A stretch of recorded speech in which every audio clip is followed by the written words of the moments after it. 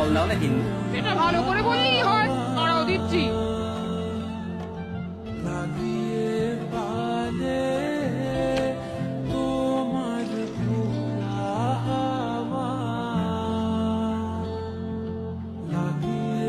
ও মা গো, এ কি হলো গো?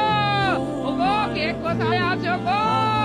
মানুষটা তো এক্ষুনি বসেছিল, তারপরে না না না, আমি বড় বৈদ্যকে ডেকে আনি গিয়ে।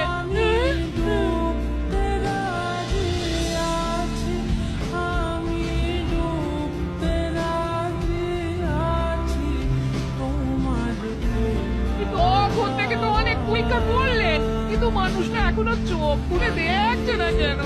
হ্যাঁ, তো দেরি হয়ে গেছে। তার মানে এই মানেটা কি? হ্যাঁ, কাল জগতের মায়া ত্যাগ করেছে। আমার সে কি কথা গো? ও গো, আমার কি হবে? ও দাদু, দাদু, ওঠো না গো, ও দাদু, একবার চোখ খুলে দেখো না, ও দাদু, দাদু, দাদু গো। এই যে তোমরা তাও একটা কাজ করো, আর আজকে গিয়ে এই খবরটা দিয়ে এসো।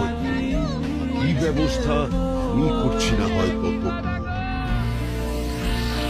আজ সকাল থেকে উল্টো যেন কেমন আনচান আনচান করছে। কেন মহারাজ, আপনি কি কোনো ব্যাপারে চিন্তিত? চিন্তা না, মানে হ্যাঁ হ্যাঁ, মানে চিন্তা তো একটা। আর চিন্তা করে কি হবে মহারাজ? যা হওয়ার তা তো হয়ে গেছে। গোপাল দাদু আর নেই মহারাজ, দাদু আমাদের ছেড়ে চলে গেছে।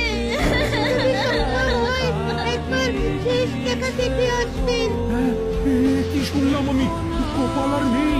এমনটা তো একটুও ভাবতে পারিনি। আজ কি দুর্যোগ নেমে এলো এখানে, গোপাল আর নেই, এমনও শুনতে হবে। আমার তো মনে হচ্ছে মহারাজের কাছে অপমানের জ্বালা সহ্য করতে না পেরে গোপাল হৃদরোগে আক্রান্ত হয়েছে। না না না, বারটা ভালো হলো না। চলো চলো, সবাই মিলে গোপালের বাড়ি যাই। হ্যাঁ হ্যাঁ হ্যাঁ, তাই চলুন মহারাজ। গোপাল আমাদের এতদিনের সাথী, গোপালের শেষ যাত্রায় আমরাই কাঁদ দেবো না হয়।